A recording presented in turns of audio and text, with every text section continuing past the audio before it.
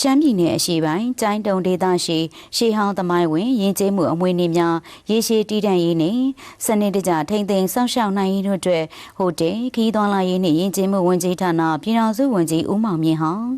ဌာနဆိုင်ရာတာဝန်ရှိသူများလိုက်ပါပြီးအခုလ9ရက်မနက်ပိုင်းကကျိုင်းတုံမြို့ဟောင်းရှိရှေးဟောင်းသုတေသနနှင့်အမျိုးသားပြတိုက်ဦးစီးဌာနကဆောင်ရွက်လျက်ရှိတဲ့ငံဖမြို့ယူတူးဖော်သုတေသနပြုခြင်းလုပ်ငန်းခွင်ကိုကြည့်ရှုစစ်ဆေးပါရယ်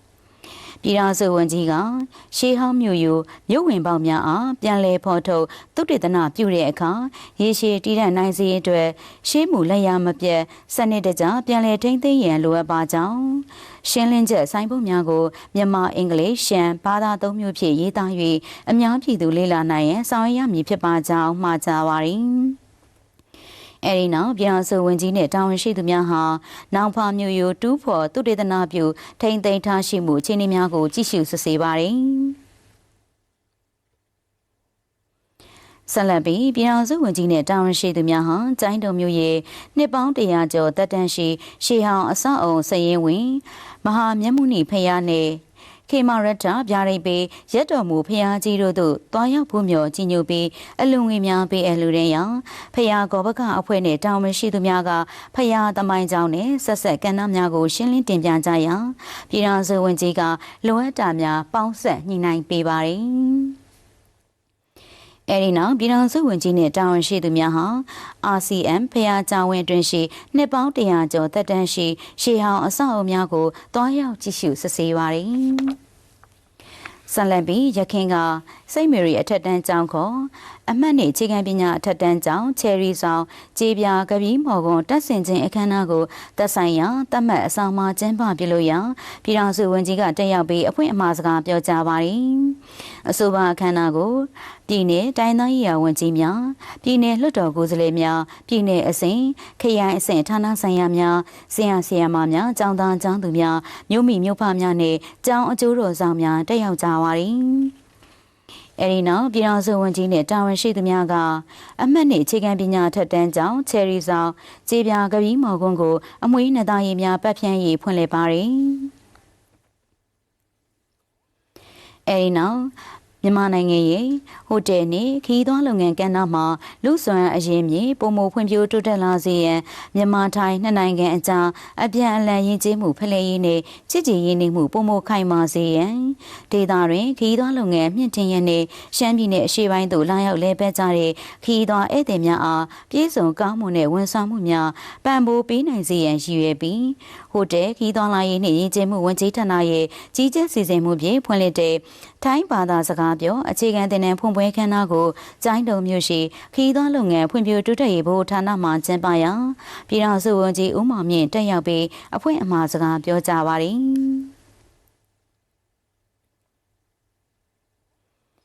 အဲဒီနောက်ပြည်ထောင်စုဝန်ကြီးနဲ့အဖွဲ့ဟာ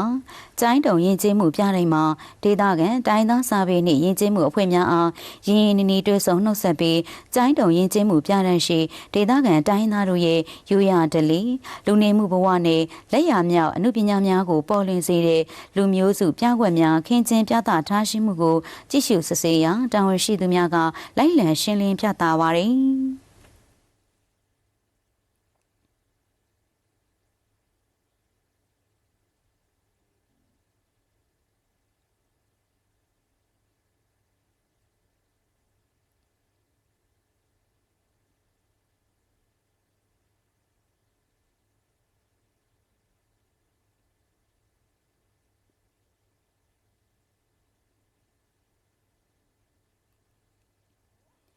ဆက်လက်ပြီးနေ့လယ်ပိုင်းမှာပြည်ထောင်စုဝန်ကြီးနဲ့တာဝန်ရှိသူများဟာ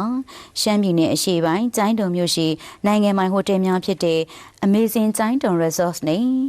ကျိုင်းတုံ Paradise Hotel တို့ရဲ့လုပ်ငန်းဆောင်ရွက်နေမှုအခြေအနေများနဲ့ဧည့်သည်ဝင်ရောက်မှုအခြေအနေများကိုတွားရောက်ကြည့်ရှုစစ်ဆေးပါရယ်အဲ့လိုကြည့်ရှုစစ်ဆေးရမှာဟိုတယ်များမှတာဝန်ရှိသူများကလုပ်ငန်းကဏ္ဍအလိုက်အကောင့်ထဲပေါ်ဆောင်ရွက်နေမှုအခြေအနေများကိုရှင်းလင်းတင်ပြရာပြည်ထောင်စုဝန်ကြီးကလိုအပ်တာများပေါင်းစပ်ညှိနှိုင်းဆောင်ရွက်ပေးပါရယ်ဆက်လက်ပြီးပြည်ထောင်စုဝန်ကြီးနဲ့အဖွဲ့ဟာနေ့လယ်ပိုင်းမှာကျိုင်းတုံဟော်နန်းသို့တွားရောက်ပြီးကျိုင်းတုံဟော်နန်းရဲ့သမိုင်းဝင်မှတ်တမ်းဓာတ်ပုံများခင်းကျင်းပြသထားရှိမှုတို့ကိုကြည့်ရှုစစ်ဆေးပါရယ်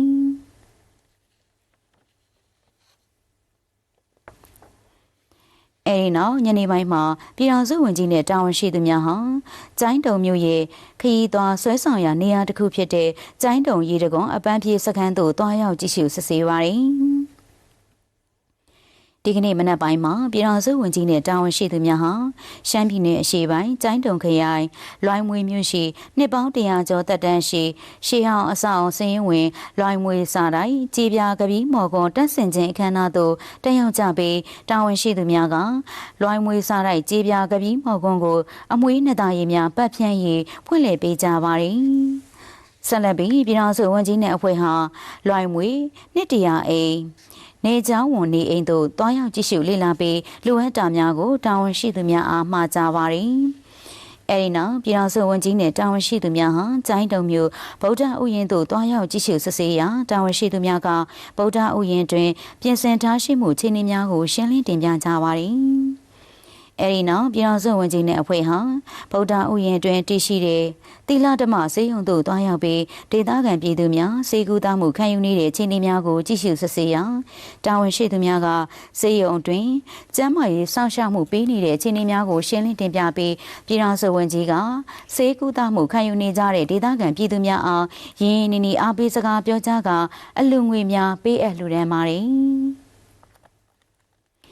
နေ့လယ်ပိုင်းမှာပြည်ထောင်စုဝန်ကြီးနဲ့တာဝန်ရှိသူများဟာ